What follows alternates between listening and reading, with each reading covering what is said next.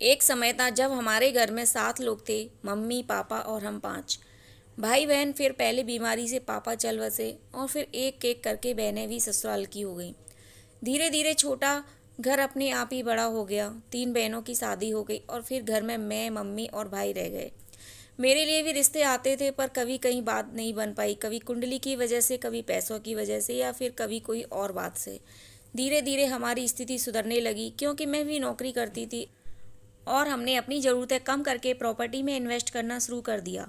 तो जो भी प्रॉपर्टी ली वो भाई और मम्मी के नाम पर। एक 26 गज का फ्लैट जो हमारे पापा ने अपने जाने से पहले मम्मी के नाम पर लिया था। मम्मी को मेरी शादी की चिंता रहती थी, लेकिन क्योंकि घर की ज़्यादातर जिम्मेदारी मेरे ऊपर थी और मम्मी ज़्यादा काम नहीं कर पाती थी, तो उनको लगता था कि इसके जाने के बाद घर कौन संभालेगा। भाई मुझसे छोटा था, उसका अफेयर भी चल रहा था जो एक तलाकशुदा महिला थी और उसका एक 10 साल का बेटा भी था। लेकिन भाई ने आत्महत्या की धमकी दी तो हमें उसकी शादी करनी पड़ी। शादी के कुछ महीने बाद ही घरेलू झगड़े होने लगे, जो सास नंद और बहू वाले झगड़े होते हैं, जिसमें मेरा भाई भी हमेशा बीवी की साइड लेता था।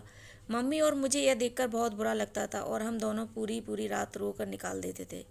शादी को 2 साल हो गए और मेरा भाई हमसे अलग ही रहता था। जितनी भी प्रॉपर्टी है सब कुछ बेचने के लिए बोलता और हमें कुछ भी देने से मना करता है।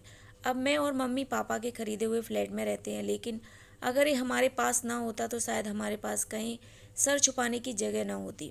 मेरी मम्मी को डायबिटीज़, बीपी की प्रॉब्लम है और रोज़ उन्हें इंसुलिन का इंजेक्शन भी लगता है। लेकिन मेरा भाई या फिर किसी बहन ने कभी हमसे संपर्क नहीं किया और न कभी यह पूछने की कोशिश की कि हमने खाना खाया या नहीं, मम्मी ने दवाई ली या नहीं। इसका कारण यह भी है कि मम्मी ने पापा वाली प्रॉपर्टी की वसीयत कर दी जो मेरे नाम पर है। तो उन सबको लगता है कि मम्मी ने अगर घर इसको दिया है तो अब जिम्मेदारी भी यही उठाएगी।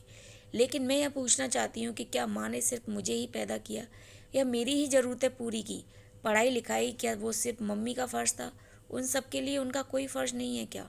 सिर्फ घर, प्रॉपर्टी, जायदाद यह सब मिलेगा तभी हम माँ बाप की सेवा करेंगे।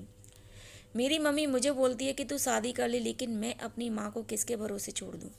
वो बोलती है कि उनके बाद मैं अकेली हो जाऊंगी, लेकिन क्या मैं भी अपने कल को संवारने के लिए आज उन्हें अकेला छोड़ दूँ? जिस माँ ने हमारी ज़िंदगी संवारने के लिए अपनी पूरी उम्र लगा दी, उनके लिए एक नहीं 7 जन्म कुर्बान है। बस इसीलिए माँ मेरे हिस्से में आई और मुझे इस बात की खुशी है। दोस्तों, आपको ये कहानी कैसी लगी है हमें ज़रूर बताएं। वीडियो को लाइक करें, दोस्तों के साथ शेयर करें। ऐसी ही कहानी पढ़ने के लिए इस चैनल को सब्सक्राइब करें। धन्यवाद।